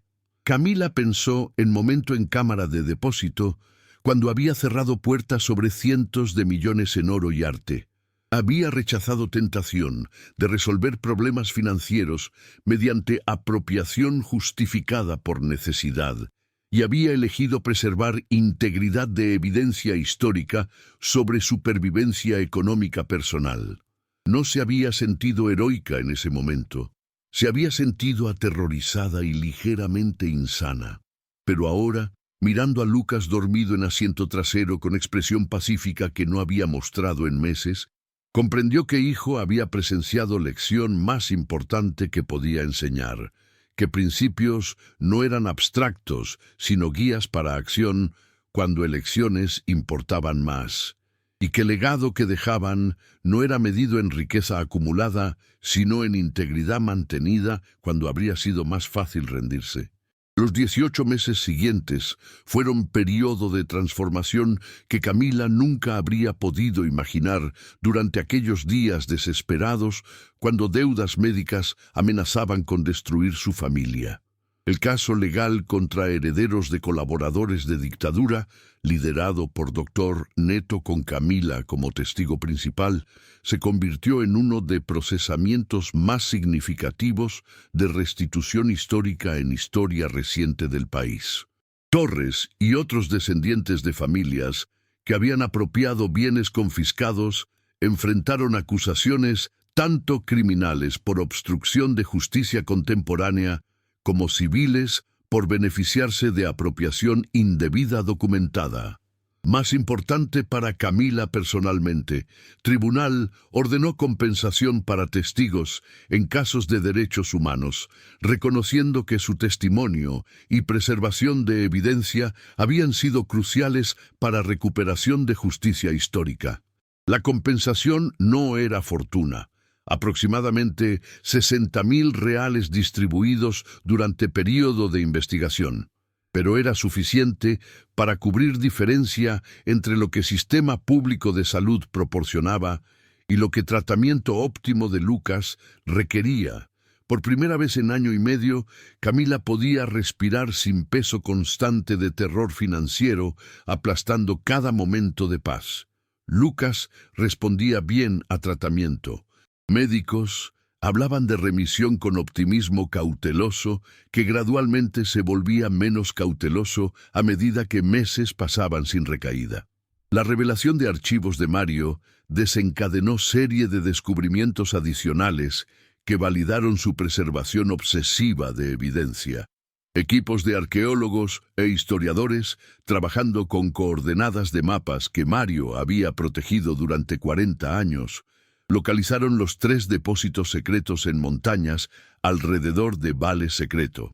El depósito principal que Camila había sellado contenía exactamente lo que documentos prometían: cientos de lingotes de oro, pinturas de maestros brasileños valoradas colectivamente en más de 100 millones de reales, joyería histórica y documentos de propiedad que permitieron rastrear cadena de posesión desde víctimas originales de confiscación hasta ubicaciones actuales de bienes. Segundo y tercer depósitos contenían objetos adicionales, no tan valiosos monetariamente pero cruciales históricamente: archivos personales, fotografías, cartas, objetos de importancia familiar que habían sido arrebatados durante redadas de dictadura y que familias habían asumido perdidos para siempre. El proceso de restitución fue complejo y doloroso. Muchas víctimas originales habían muerto, algunos sin herederos conocidos, otros con familias fragmentadas por exilio y dispersión forzada. Pero para descendientes que pudieron probar conexión, recuperación no era solo sobre valor monetario, sino sobre validación de sufrimiento que había sido negado oficialmente durante décadas, sobre cierre de heridas históricas que nunca habían cicatrizado apropiadamente porque injusticia nunca había sido reconocida públicamente. Camila tomó decisión crucial sobre su propio futuro una vez que tratamiento de Lucas estaba estabilizado y amenaza inmediata de crisis financiera había pasado. Rechazó ofertas múltiples de instituciones académicas queriendo contratarla como consultora histórica o investigadora para casos similares de restitución en otras regiones.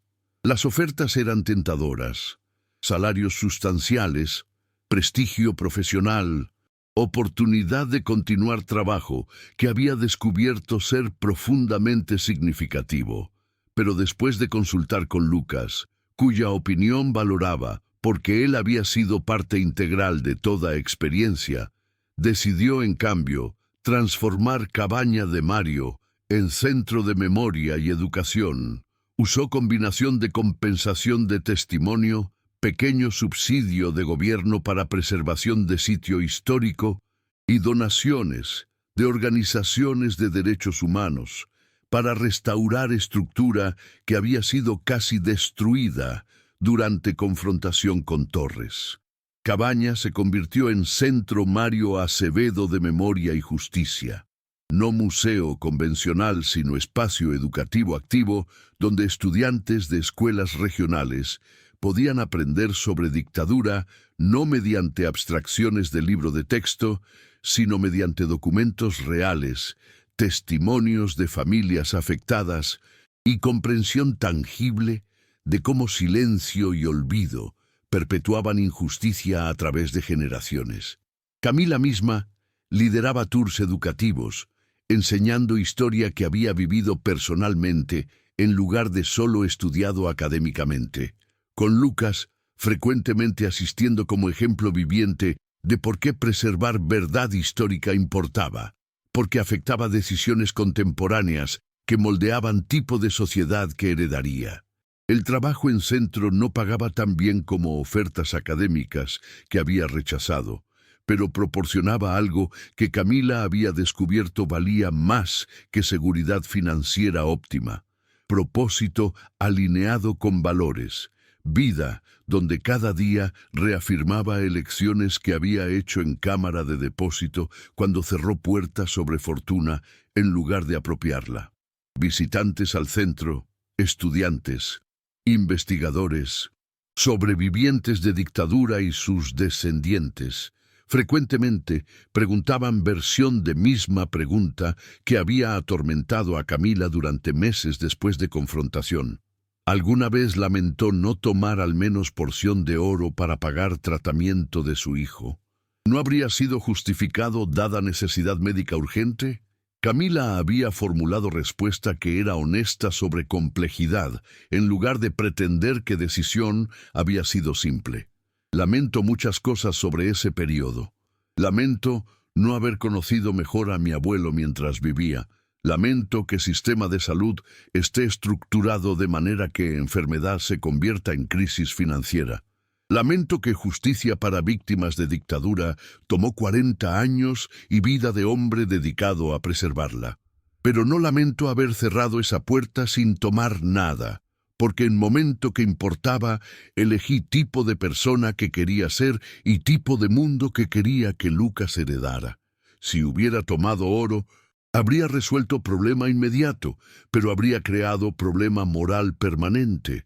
Habría enseñado a mi hijo que principios eran negociables cuando presión era suficientemente alta.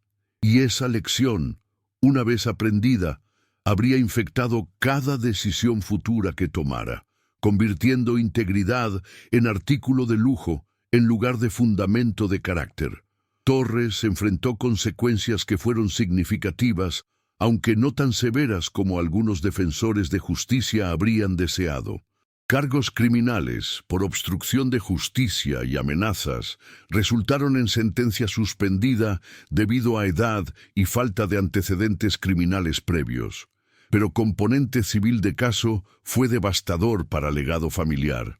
Tribunal ordenó restitución de porcentaje de fortuna familiar equivalente a valor de bienes apropiados indebidamente por su padre, ajustado por inflación. Era suma que forzó venta de propiedades significativas y redujo drásticamente influencia económica que familia Torres había disfrutado en región durante generaciones. Más dañino para Torres personalmente fue destrucción de reputación. Hombre que había operado durante décadas como figura respetada de comunidad, se convirtió en símbolo de cómo complicidad con dictadura había beneficiado a algunos mientras destruía a otros, y cómo esos beneficiarios habían trabajado activamente para suprimir verdad histórica para proteger fortunas mal habidas. Su nombre se convirtió en caso de estudio en cursos de ética y historia. Cautionary tale sobre cómo silencio sobre injusticias pasadas permitía que se perpetuaran en presente. Para descendientes de víctimas originales que recuperaron bienes o compensación mediante proceso de restitución, impacto fue transformador de maneras que trascendían valor monetario. Una mujer mayor, nieta de profesor universitario que había sido exiliado y cuyas posesiones habían sido confiscadas en 1972, lloró cuando le entregaron pintura de Portinari que había colgado en casa de su abuelo, no por valor de millones de reales, sino porque representaba validación de que el sufrimiento de su familia había sido real, documentado, reconocido oficialmente después de décadas de negación y minimización.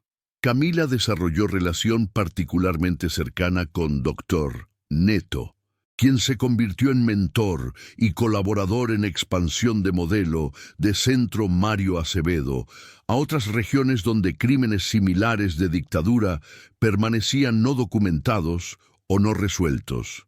Neto explicó algo que resonó profundamente con experiencia de Camila.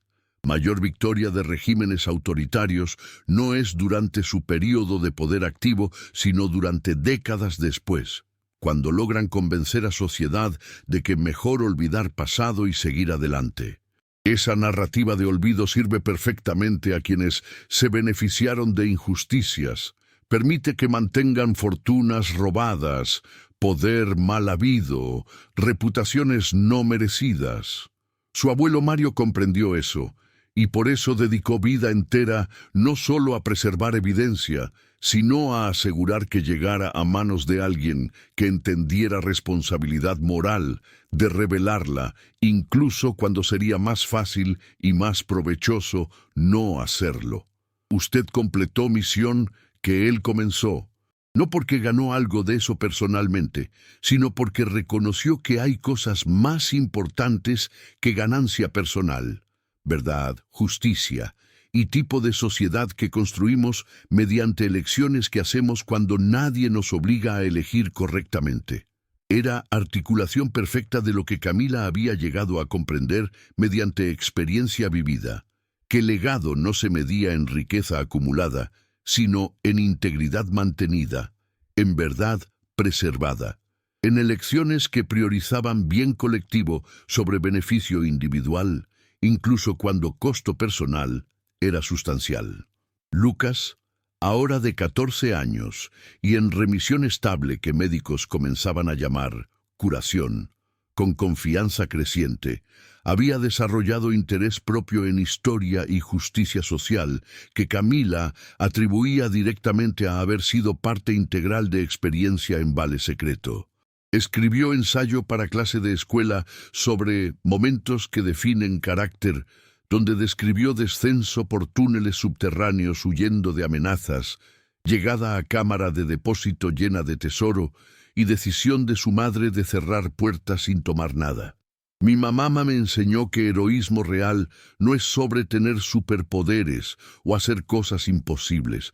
Escribió con claridad, que hizo llorar a Camila cuando maestra compartió ensayo. Es sobre hacer lo correcto cuando sería más fácil hacer lo incorrecto, especialmente cuando nadie excepto tú sabría diferencia. En ese túnel nadie habría sabido si tomábamos oro, pero mamá sabría y yo sabría. Y eso importaba más que resolver problemas de dinero. Era comprensión de ética que muchos adultos nunca alcanzaban. Y Camila se sentía humildemente orgullosa de que, a pesar de, o quizás debido a, dificultades que habían enfrentado juntos, Lucas había desarrollado brújula moral que lo guiaría a través de dilemas futuros que inevitablemente enfrentaría. No era legado que podía dejarse en cuenta bancaria o transferirse mediante herencia legal, pero era tipo de legado que realmente importaba, carácter formado por ejemplos vividos en lugar de sermones abstractos sobre moralidad.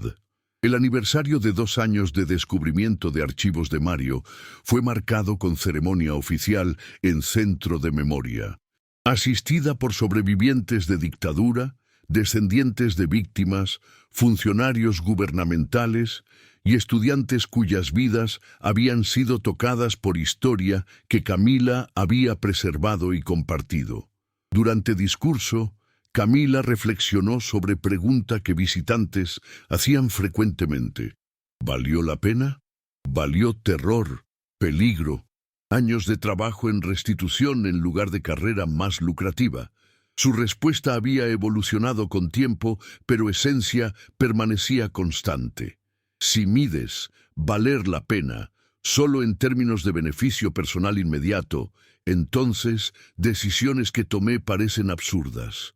Rechacé fortuna, arriesgué seguridad de mi hijo, dediqué años a trabajo que paga modestamente cuando podría haber negociado silencio por compensación sustancial. Pero si mides valor en términos de qué tipo de mundo queremos construir y qué tipo de personas queremos ser, entonces elección se vuelve obvia.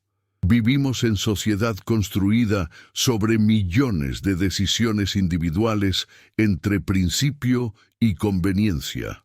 cada vez que alguien elige conveniencia, cuando académico falsifica datos porque publicar es crucial para carrera, cuando funcionario acepta soborno porque salario es insuficiente, cuando testigo miente porque verdad es peligrosa, contribuimos a sistema donde corrupción se normaliza y integridad se vuelve rareza digna de celebración en lugar de expectativa básica.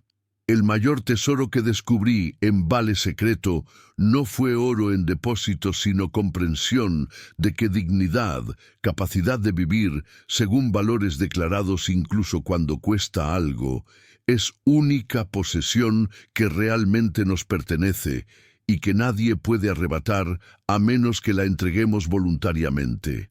Elegí mantener dignidad.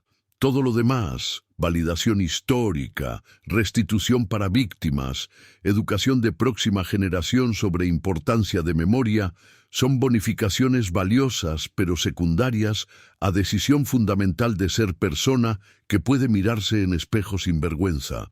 La cabaña de Mario, una vez estructura deteriorada que nadie quería, se había convertido en símbolo de algo más grande que preservación histórica. Era testamento de idea de que lugares y objetos tienen valor que trasciende evaluación monetaria, que legado se mide en verdad preservada en lugar de riqueza acumulada, y que elecciones más significativas son frecuentemente aquellas donde rechazamos tentación de conveniencia en favor de compromiso con principio. Visitantes caminaban por túneles que Camila y Lucas habían usado para escapar, ahora iluminados y seguros pero preservados como fueron encontrados, y experimentaban visceralmente qué significaba elegir camino difícil cuando alternativa más fácil estaba literalmente al alcance. Programa educativo del centro incluía ejercicio donde estudiantes enfrentaban dilema simulado. Has encontrado evidencia de crimen cometido por figura poderosa. Revelarla pondrá en riesgo tu seguridad y la de tu familia, pero suprimirla perpetuará injusticia. ¿Qué haces? No había respuesta correcta única. Ejercicio era sobre proceso de razonamiento moral, sobre reconocer que elecciones éticas raramente eran entre bien absoluto y mal absoluto, sino entre cursos de acción, con costos y beneficios complejos que requerían juicio cuidadoso en lugar de aplicación mecánica de reglas. Pero ejercicio también enfatizaba algo que Camila había aprendido mediante experiencia, que en momentos decisivos, tipo de persona que habías construido mediante decisiones pequeñas y cotidianas, determinaba qué elegirías cuando elección realmente importaba. No había preparado conscientemente durante años para enfrentar dilema en cámara de depósito, pero vida de enseñar historia con integridad, de priorizar educación de Lucas sobre ambición profesional, de vivir según valores, incluso cuando era inconveniente. Esas decisiones acumulativas habían formado carácter que hizo que cerrar puerta sin tomar oro fuera difícil pero posible. ¿Cuál ha sido la decisión más difícil que usted ha tenido que tomar por su familia? ¿Alguna vez ha enfrentado momento donde hacer lo correcto requería sacrificar beneficio inmediato que desesperadamente necesitaba? La historia de Camila Acevedo nos recuerda que el mayor tesoro no es riqueza que acumulamos, sino dignidad que mantenemos cuando somos probados por circunstancias que hacen compromiso parecer razonable. Ella arriesgó todo: seguridad financiera, tratamiento médico de hijo enfermo, incluso sus vidas durante escape aterrador, para preservar evidencia histórica que no le pertenecía, pero que tenía responsabilidad de proteger. Y al hacerlo, no solo honró legado de abuelo, que sacrificó vida normal para guardar verdad, sino que creó nuevo legado de integridad, que guiará a su hijo y a innumerables estudiantes que aprenderán historia, no como abstracción, sino como serie de elecciones morales, hechas por personas reales enfrentando presiones reales. Comparta en comentarios su propia historia de momento cuando eligió principios sobre pragmatismo, cuando mantuvo integridad a pesar de costo personal significativo. Y si esta historia lo conmovió, compártala con alguien que necesita recordar que dignidad, capacidad de vivir según valores, incluso cuando presión para comprometerlos es casi insoportable, es única forma de riqueza que aumenta mediante compartir en lugar de disminuir. Única posesión que se vuelve más valiosa precisamente cuando nos cuesta algo mantenerla. Porque al final, lo que legamos a próxima generación no son cuentas bancarias o propiedades, sino ejemplos de qué elegimos cuando elección define quiénes somos. Y ese legado de carácter formado por decisiones correctas en momentos difíciles es tesoro verdadero que ningún ladrón puede robar y ninguna crisis puede devaluar.